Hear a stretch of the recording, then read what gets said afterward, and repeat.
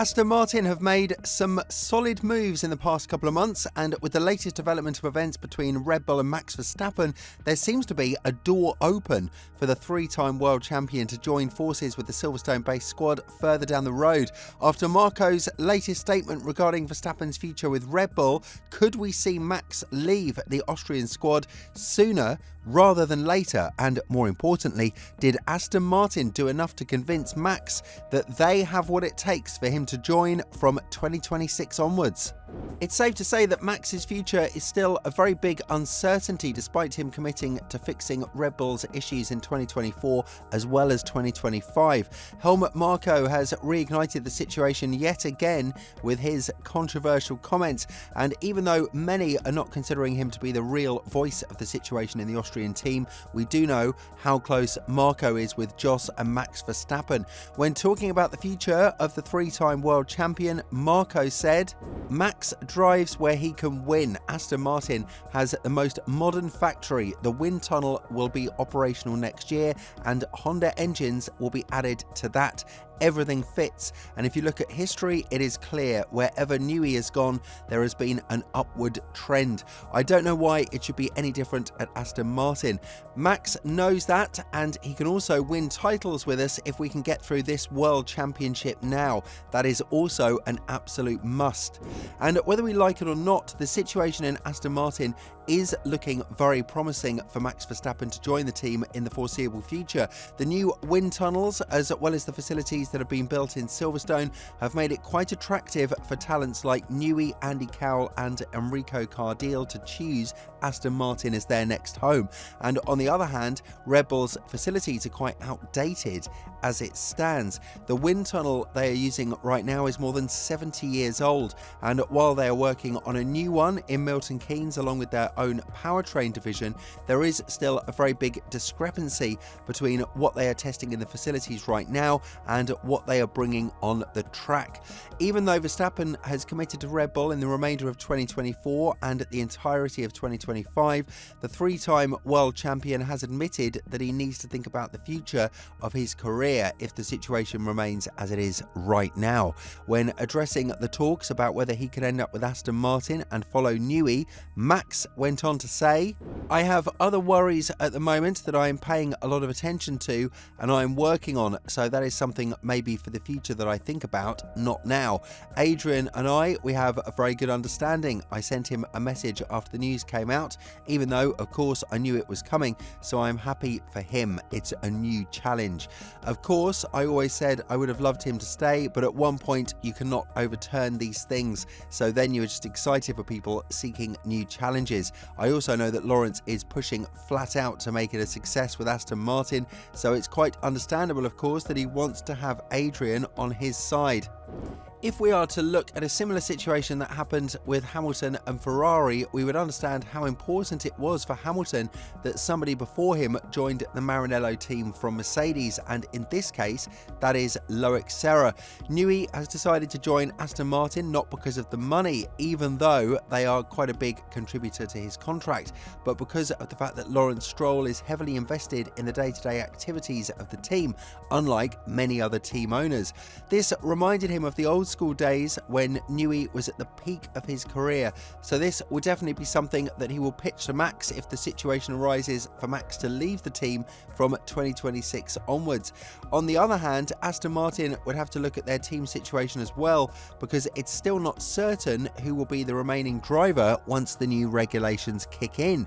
Alonso has been adamant that he will remain in Aston Martin beyond 2026, whether that's Formula One or in other categories that the team might invest in the foreseeable future. Lance, however, hasn't shown enough potential to be the leader of a team, let alone be the teammate of Verstappen and prevail as the leader of Aston Martin. So if Aston Martin decides to bring the three-time world champion into the newly regulated era, it's safe to assume that he will be the leader of the team in times to come. Engineers like Newey are adamant over one thing: they want to work with stable drivers, and if we are to look at the feedback that Alonso and Verstappen Verstappen would be providing to the factory back in Silverstone, it definitely adds a lot more weight compared to what Lance and Max would do. This could prompt Lawrence to have a very difficult conversation with his son and demote him to other racing series, because as a businessman, above anything, you need to make those difficult decisions in order to harvest the fruit of your own success and labour. Again, this is something that would have to be discussed in the following period if Max joins the team, but what has been proven as a very important statement is that Aston Martin are now in the lead to sign Verstappen if the Dutchman decides that Red Bull no longer suits his wants and needs as a team. The talks of Verstappen joining Aston Martin have been fueled by the team principal Mike Krack, who went on to say that the entire project of his team has been centred around Lance Stroll just a couple of months ago. The man who praised Lance for the technical feedback that he's able to provide to the engineers back in the factory has also said that the door for Verstappen is always open. As Mike went on to say, "I think Newey's signing will make a difference for everybody, starting with the staff. I think when you manage to appoint Adrian Newey, it's first of all proof that the project is credible, that the whole vision of Lawrence is not only words, but it's really action. We can take confidence off that as a team. This is not anymore being seen as underdogs like it used to be in the past, and the door for Max Verstappen is always open, I think, for every team." The lead that Verstappen accumulated in the first 5 races of the season, as well as winning a couple of races that he believes he shouldn't have won, such as Canada and Spain, are holding him clear of Norris in P2 with a 62-point difference, which could be easily reduced after the next couple of races in Baku and Singapore. The 3-time world champion believes that the issues that the team has with their car are not ones that can be fixed in a couple of weekends' time, which is why he urged the engineers constantly about the stability issues that have plagued the car's performance in the previous period. When talking about this, Jos Verstappen was quite vocal, as he said, "Verstappen already indicated at the beginning of the season that the balance of the car was not right. That was not brought out because you tried to keep that inside. But back then, he was already complaining about the balance. Only they didn't really believe it, or they didn't see it back then, and now you're actually a little bit too late." The updates we introduced did not bring what people expected. This is why, as a team, you stand still a bit while other teams are making really big steps. To stand still is to go backwards, especially in Formula 1.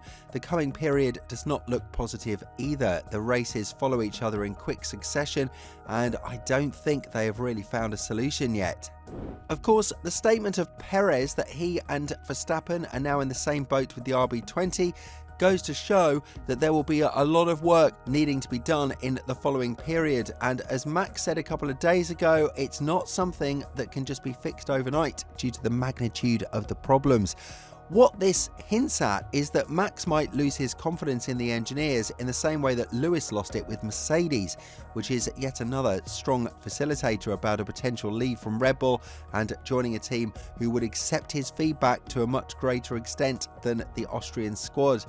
All of this is bringing a lot of excitement to Formula One's future, that's for sure. And what we have to pay a lot of attention to is how Red Bull would end up in 2024 as well as 2025, because it's now obvious that this will be a huge detriment to where Max ends up in the newly regulated era.